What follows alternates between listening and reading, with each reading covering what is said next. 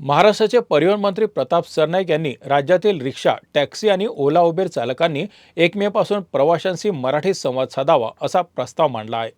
महाराष्ट्रातील मोटार परिवहन विभागाने 59 प्रादेशिक आणि उपप्रादेशिक कार्यालयामार्फत रिक्षा आणि टॅक्सी चालकांचा परवाना तपासण्यास सुरू केली आहे। या तपासणीमध्ये चालकांना मराठी भाषा येते का याची पडताळणी केली जाणार आहे। जर चालकांना मराठी येत नसेल तर त्यांचे परवाने रद्द करण्याचा इशारा परिवहन मंत्री प्रताप सरनाईक यांनी दिला आहे। सरनाईक यांच्या मते मराठी ही राज्याची राजभाषा असल्याने तिचा वापर सर्वांनी करणे आवश्यक आहे। याचाच आढावा घेतलाय आमचे प्रतिनिधी किरण जाधव यांनी। मुंबईत सध्या ऑटो आणि टॅक्सी चालकांचा विषय खूप गाजत आहे। माझ्यासोबत बातचीत करण्यासाठी गोरेगाव आरे येथील काही रिक्षावाले आहेत, त्यांच्याशी आपण जाणून घ्या त्यांचं काय म्हणणं आहे त्याच्याबद्दल। सर, काय सांगाल तुम्ही? आता 1 तारखेपासून जो नियम बनतोय, तुमची काय प्रतिक्रिया आणि काय बदल व्हावा लागेल? आता जे 1 तारखेला प्रताप सरनाईक साहेबांनी नियम काढला आहे त्याच्यावर आमची सहमती आहे। आम्ही मराठीमध्ये बोलायला तयार पण आहे। पण साहेब कसं आहे, आमचे जे बाकीचे रिक्षावाले आहे त्यांना जरा आता प्रॉब्लेम होत आहे। त्यांचं म्हणणं कसं आहे की आमच्यासाठी काहीतरी पुस्तक वाटप करा, कुठेतरी हे बनवा, म्हणजे क्लासेस वगैरेची तयारी करा। आम्ही अर्धा तास 1 तास म्हणजे समय काढून येतो, आम्ही हे कर तयार आहे। पण जबरदस्ती ते करत आहे ना, आणि पॅसेंजर पण जे बसतात आमचं ते हिंदीमध्ये बोलतात आणि पॅसेंजरला ते आहे त्यांना पण आपण काहीतरी सांगा की बाबा रिक्षात बसतात ना तुम्ही जरा मराठीत बोला। हा आम्हाला इथे जायचं आहे, तू येणार काय? हो येणार ना साहेब, का बसा रिक्षात, आम्ही तयार आहे बोलायला। पर पॅसेंजरला आम्ही दुकानावर पण कुठे गेले सामान घ्यायला ते आमच्या जे हिंदीमध्ये बोलतात।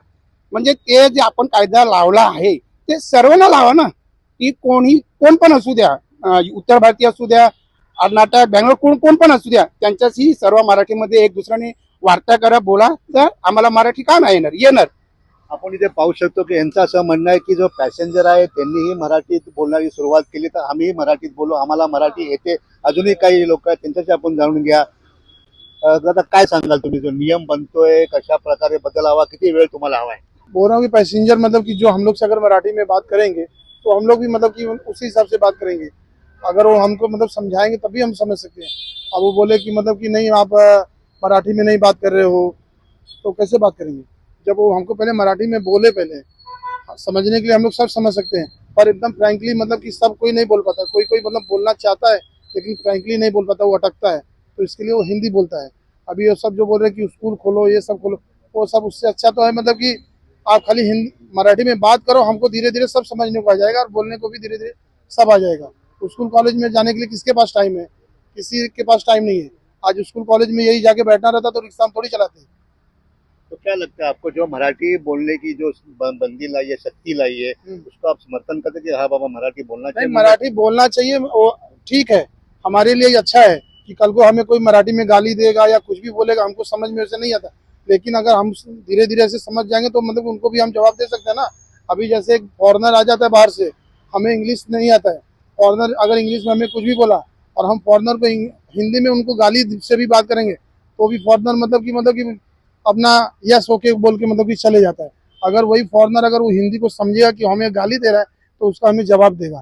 आपण इथे पाहू शकतो की उत्तर भारतीय रिक्षावाले आहेत, त्यांचं म्हणणं आहे की आम्ही मराठीत बोलायला आम्हाला काही हरकत नाही, पण पॅसेंजरनेही मराठी बोलण्याची सुरुवात करावी, त्याचा आम्हालाही त्याच्यामध्ये शिकायला भेटेल। अजूनही काही लोक आहेत। सर, तुम्ही काय सांगाल? सर, हाँ सर, मैं आपके मीडिया के माध्यम से मैं परिवहन मंत्रालय को ये बताना चाहता हूँ कि हम लोग का उम्र जो है ना ऑटो चलाने में बीत गया।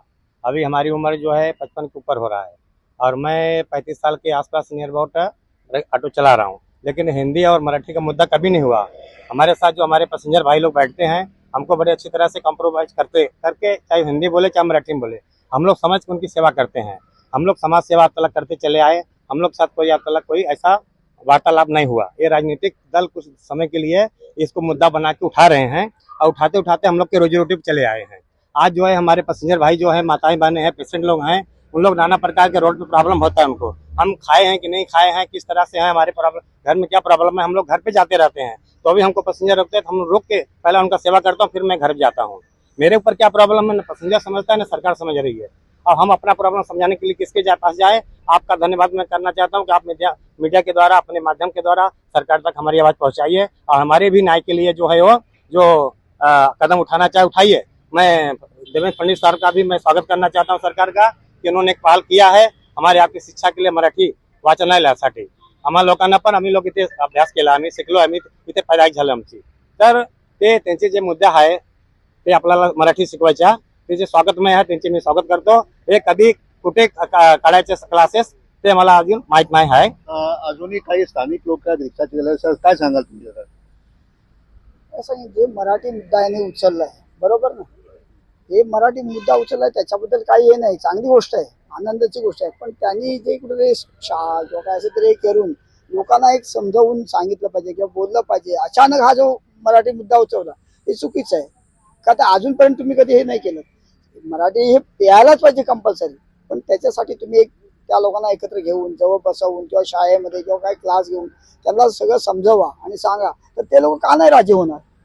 हे तुमचं असं म्हणणं की थोडा वेळ तुम्हाला थोडा देण्यात वेळ द्यावा, त्याच्यासाठी काहीतरी वेळ द्यावा एक रिक्षावाल्यांना. का तर रिक्षावाले असे आहेत ना, एक लोकांची एवढी सेवा करतात की वेळ प्रसंग टाइम काही बघत नाहीत. रात्री 12 वाजलेत का 1 वाजलाय, कधी कुठे बोललं तरी माणसाला वेळ प्रसंगाला लगेच मदत करतात. आणि त्यांच्यावरतीच तुम्ही असं जर काही रिक्षावाल्यांवरती या टॅक्सीवाल्यांवरती तुम्ही एवढा अचानक दबाव आणलात, ते बरं नाही वाटत आम्हाला. अजूनही काही रिक्षा चालक आहेत, आपण त्यांच्याशी जाणून घ्या. दादा तुम्ही काय सांगाल? यांनी जे मराठी आता अचानक चालू केलंय, चांगली गोष्ट आहे. मराठीचा अभिमानच पाहिजे.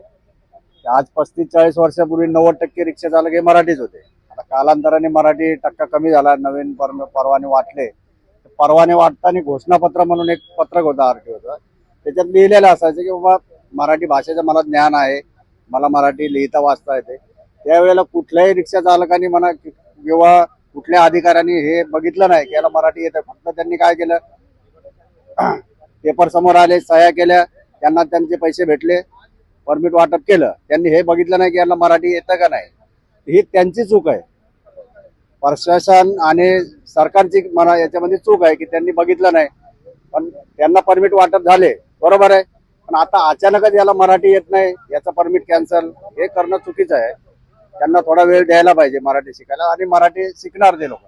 जर प्रवाशांनी मराठीमध्येच बोललं की बाबा थोडंफार त्यांना पण मराठी, दिवसातून 2-4 प्रवासी जरी मराठीत बोलले तर त्यांना पण मराठी समजते त्यांना, फक्त बोलायला येत नाही. आपण इथे पाहू शकतो की सगळ्यांचं हेच म्हणणं आहे की आम्हाला मराठी येतं, पण प्रवाशांनीही कुठेतरी सुरुवात केली पाहिजे. माझ्या सोबत इथे आपण पाहू शकतो की आपका नाम क्या है भैया? कृष्ण कुमार यादव म्हणून एक रिक्षा चालक आहेत. ते एक उत्तर भारतीय आहेत आणि हे पैसेंजर आहेत. मैडम क्या कहना चाहेंगे? मैडम आपको कहाँ जाना है, आप क्या भाषा में उनसे बात करेंगी? मुझे जाना है गोरेगांव. तो एक्चुअली जो ऑटो चलाते मराठी है हिंदी पता नहीं, बट अगर पैसेंजर भी मराठी में बात करने लगेगा ना तो मराठी यानी इजी हो जाएगा सबके लिए बोलना. ये बात है. महाराष्ट्र है तो महाराष्ट्र में मराठी तो जरूरी है, मेरे हिसाब से होना ही चाहिए. हिंदी, इंग्लिश, मराठी तीनों कंपलसरी लैंग्वेज है. तो हम लोग को मराठी को भी रेस्पेक्ट देना चाहिए, सीखना चाहिए. नहीं आता तो कोशिश कीजिए. अभी ये यूपी वाले अगर मैं बोलूँगी भैया मला गोरेगावला जायचं है, तो भी बोलेगा मैडम बसा. तो ये मराठी इनको भी आ जाएगी, हमको भी आ जाएगी. आपको क्या लगता है पैसेंजर ने शुरुआत करनी चाहिए मराठी? यस यस, बिल्कुल करनी चाहिए. ये मराठी महाराष्ट्र है तो मराठी में जरूर बात करना चाहिए. मेरे हिसाब से हमेशा करना ही चाहिए. ये मेरे दोस्त माझ्याबरोबर अजूनही काही पॅसेंजर आहेत रिक्षामध्ये, त्यांच्याशी आपण जाणून घ्या. काय सांगाल दादा? निश्चितच सगळ्यात आधी मी आवाज इंडियाचं स्वागत करतो की मराठीचा मुद्दा तुम्ही उठवलाय आणि खरंच खूप छान मुद्दा आहे. आणि मला वाटतं ड्रायव्हरने इथे राहणाऱ्या प्रत्येक माणसानं, महाराष्ट्रामध्ये राहणारा मग तो ड्रायव्हर असू द्यात, कुठल्याही भाषेचा असू द्यात, परंतु त्यानं मराठी बोलणं अनिवार्य आहे. माझ्यासोबत काही रिक्षावाले आणि काही पैसेंजर आहेत. भैया मैडम को कहाँ जाना है और कौन से भाषा में उन्होंने बात की? इन्होंने बोला मैडम ने कि गोरेगांव स्टेशन जाना है, हिंदी में ही बात की. क्या लगता है मराठी में बात करनी चाहिए थी? करनी चाहिए तो हम लोग को भी आ जाता है थोड़ा. काही पॅसेंजर आहेत, आपण त्यांच्याशी जाणून घ्या. मॅडम कुठे जायचं आपल्याला, तुम्ही त्याच्याबरोबर कशा प्रकारे संवाद साधता? जायचं आहे, पण काय ते रिजनल लँग्वेज आहे ना ते हिंदी, तर मी सांगतो हिंदीमध्ये. तुम्हाला काय वाटतं पॅसेंजर अगर मराठी बोलेल तर ह्यांना पण मराठी बोलता येईल का? Not everyone is getting the know about the language Hindi. कोई इंग्लिश में भी बोलता है, कोई हिंदी में भी बोलता है. जिसको जो जबान पे चढ़ जाए लैंग्वेज वो यूज करता है. ऐसा नहीं है कि लोगों को मराठी नहीं आती है, बट वो जो जल्दी में फटाफट बोल के और काम हो जाए उस हिसाब से लोग ये लैंग्वेज यूज करते हैं. तो कभी मैं हिंदी भी बोलती हूँ, जैसे भी मैंने आपको मराठी बोला तो मैं मराठी भी बोलती हूँ, मैं हिंदी भी बोलती हूँ. तो सारी लैंग्वेज यूज कर सकते हैं, क्योंकि हमारी जो देश है, हमारा देश कोई एक इंसान का नहीं बना है. यहाँ पर बहुत सारी कास्ट वाले और सारे लोग अलग अलग कास्ट की लैंग्वेज यूज करते हैं. तो सारी कास्ट वाले जो है वो अपने हिसाब से लैंग्वेज यूज करते हैं. बट येस, मैं बहुत रिस्पेक्ट करती हूँ कि महाराष्ट्र में मराठी बोलनी चाहिए और मैं इसके हित में हूँ. इथे पाहू शकतो की महाराष्ट्रामध्ये मराठी बोललीच पाहिजे. कॅमेरामॅन दत्ता प्रसाद, किरण जाधव, आवाज इंडिया.